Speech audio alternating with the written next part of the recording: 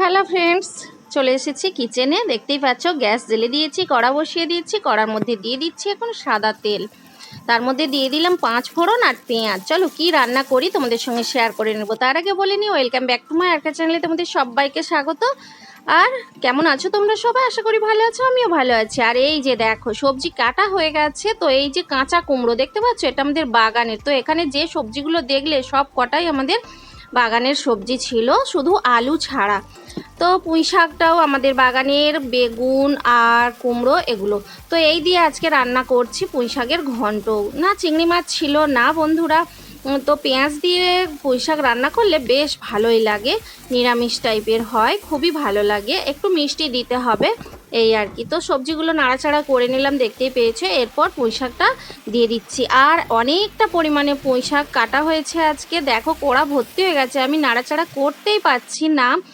তো ঢাকা দিয়ে দেবো, দেখো আর নাড়াচাড়া করতে পারবো না, সেই জন্য একটা ডিশ চাপিয়ে দেবো।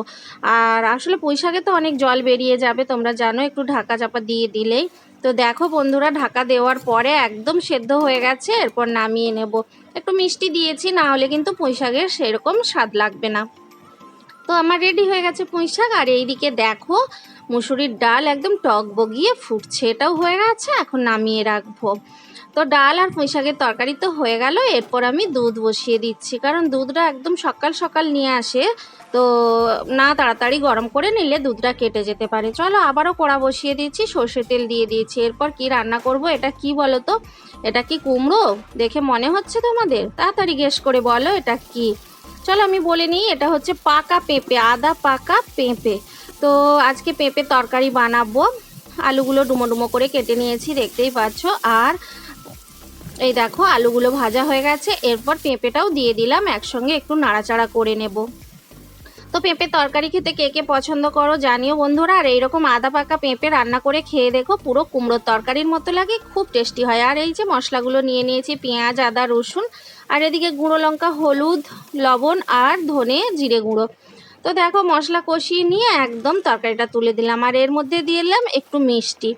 বুঝতে পেরেছো, পেঁপের তরকারিতেও একটু মিষ্টি দিতে হয়, পুরোপুরি কুমড়োর তরকারির মতো। দেখো জাস্ট দেখতে কত সুন্দর হয়েছে।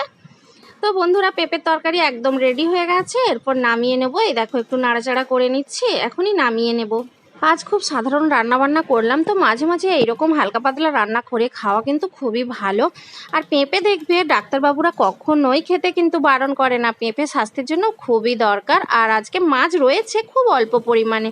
ওই দেখো বাবা স্নান করতে চলে যাচ্ছে। চলো চটপট করে তোমাদের সঙ্গে শেয়ার করে নিই কী কী রান্না করেছি। এই যে মুসুরির ডাল বানিয়েছি, আর পুঁই শাকের ঘন্ট করেছি। আর এই দেখো তোমাদের বর্ধাভাই জাল ফেলে কয়েকটা পুঁটি মাছ আর একটা কই মাছ ধরে রেখেছিল, তো ওটা ঝাল করে দিয়েছি। আর এইদিকে পেঁপের তরকারিটা রয়েছে। তো আজকের লাঞ্চ মেনু খুবই সাধারণ রয়েছে। আর বাবাকে দেখো কই মাছটা দিয়েছি, আর বাকি তরকারিগুলো দিয়ে দিয়েছি। বাবা তো চলে আসবে এক্ষুনি, তাই রেডি করে রাখলাম। আর এইদিকে ঢাকাও দিয়ে রাখছি। বাকি কাজগুলো সেরে তারপর তোমাদের কাছে আবারও আসবো। আর রোদটা ভালোই বেরিয়েছে দেখো। চলো ফুল গাছগুলোর সঙ্গে একটু সাক্ষাৎ করিয়ে দিই। তো প্রচণ্ড গরমের মধ্যে, কাজের মধ্যে মাঝে মাঝে যদি এরকম সবুজ গাছপালাগুলো দেখা যায়, জাস্ট অসাধারণ লাগে, খুব খুব ভালো লাগে। তো চলো কাজকর্ম সবই সারা হয়ে গেছে, বাসনগুলো মাজা হয়ে গেছে। আর জামা কাপড়গুলো রোদ থেকে জাস্ট একটু সরিয়ে রাখলাম, কারণ হচ্ছে শুকিয়ে গেছে, এখন ভাঁজ করতে ইচ্ছে করছে না। ওই দেখেছো কটা বেজেছে, তোমাদের সঙ্গে শেয়ার করলে নিলাম। আর একটু আগে কারেন্ট ছিল না, তখন মনটা খারাপ হচ্ছিল। আর এই যে দেখো আবার কারেন্টটা চলে এসেছে। এই যে পাখার তলায় এখন আমি একটু বসবো, তোমাদের দাদাভাইদের জন্য অপেক্ষা করব। আর ওরা আসলে খাওয়া দাওয়া করবো। এই সময়টা তো আমার একটু হাতে সময় থাকে, একটু বসে রেস্ট নিই এই আর কি। তো বিকেলে দেখা হচ্ছে। এই দেখো বন্ধুরা, দিদি এখানে জামা কাপড় গুছাচ্ছে। আর এখন বাজে দেখতেই পাচ্ছ 5:25। আর বিকেলের ওয়েদারটা দেখো ভীষণই সুন্দর রয়েছে, আর বেশ সুন্দর ফুরফুরে দক্ষিণা বাতাস বইছে। এখন আমি হাঁটতে বের হব বন্ধুরা। আমি ঘাটে যে বাসনগুলো ডোবানো ছিল ওগুলো মেজে ঘষে নিয়ে চলে এসেছি। ওই দেখো বন্ধুরা, এই গাছটাতে কোকিলটা বসে রয়েছে। আমি একটু ভ্যাং ধরাতে তবে গিয়ে এতটা ডাকছে জানো, এত বদমাস। কি সুন্দর কোকিলটা ডাকছে। ওই যে ওই গাছে বসে রয়েছে। এই যে বন্ধুরা, তোমরা ফুলের তোড়া নিয়ে নাও গাছ থেকে। ফুলের তোড়া তোমাদেরকে দিয়ে দিলাম, দেখেছো কি সুন্দর। তো চলো হেঁটে তারপরে তোমাদের কাছে আসছি, কেমন। গুড ইভিনিং বন্ধুরা। হেঁটে আসার পর গা হাত ধুয়ে ফ্রেশ হয়ে সন্ধ্যাবাতি দিয়ে গোপুসোনার সেবা দিয়ে কিচেনে চলে এসেছি। এই দেখো দিদি এখানে আম কাটছে, দেখতে পাচ্ছ কত আম কেটেছে আর খসাগুলো এখন ছাড়িয়ে নিচ্ছে। আসলে আমাদের আরেকটা বাগান থেকে এই দেখো তোমাদের দাদাভাই 1 বস্তা আম পেড়ে এনেছে, একটা লোক দিয়ে পাড়িয়েছে। তো আমগুলো এখন কেটে ছাড়ানো হবে, কারণ আমগুলোকে শুকনো করা হবে নুন মাখিয়ে। আচার বানাবো না, আচার কেউ খুব একটা খেতে ভালোবাসে না, তো এরকম শুকনো করে রাখলে সারা বছর আমগুলো আমরা বিভিন্নভাবে রান্না করে খেতে পারি। তো টকটাই বেশি বানাই। আর এইদিকে দিদি ততক্ষণে আমগুলো ছাড়াক, আর আমি এইদিকে যা যা কাজ রয়েছে বাসন গোছানো রান্না করা এগুলো আমি সেরে নেব। তারপরে আবার হাতে সময় থাকলে আমিও একটু আম কাটতে বসবো, কারণ অনেকটা আম দিদি একা কাটতে কাটতে অনেক সময় লাগবে। তো সেই বিকেল থেকেই বলতে পারো প্রায় কাটছে, বিকেল মানে ওই সন্ধ্যা থেকেই বসেছে আর কি। আর এইদিকে দেখো বাসনগুলো গুছিয়ে নিলাম, আর আমি এইদিকে রান্নাটাও চাপিয়ে দিলাম, চাল তুলে দিয়েছি। এখানে আলুটা সেদ্ধ করে নিচ্ছি তাড়াতাড়ি রান্নাটা হয়ে যাওয়ার জন্য। এই দেখো ডাল বেটে দিয়েছে, খাসারির ডাল, তো ডাল বড়ার ঝাল বানাবো, বুঝতে পেরেছো বন্ধুরা। তো এইদিকে আলু সেদ্ধ হচ্ছে আর ভাত হচ্ছে, ততক্ষণে আমি একটু মটর সেদ্ধ দিয়ে একটু মুড়ি খেয়ে নিচ্ছি অল্প পরিমাণে। সকালে টিফিনে মটর সেদ্ধ আলু সেদ্ধ হয়েছিল, তো সেই মটর রয়ে গেছিলো, একটু গরম করে আমি এখন মুড়ি খেয়ে নিলাম। তো খাওয়ার পরে দেখো বন্ধুরা ডালটা ভালো করে ভেটে নিচ্ছি, এরপর বড়া বানিয়ে নেব।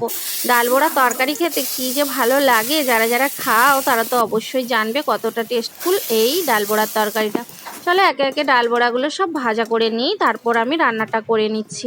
তো খুব বেশি মশলা লাগে না, পেঁয়াজ আর এদিকে নুন লঙ্কা হলুদ আর জিরে গুঁড়ো দিয়েছি, এই দিয়েই আর ডাল বড়ার তরকারিটা বানিয়ে নিচ্ছি। তো বন্ধুরা তোমরা দেখতে থাকো, আশা করি তোমাদের ভালো লাগবে।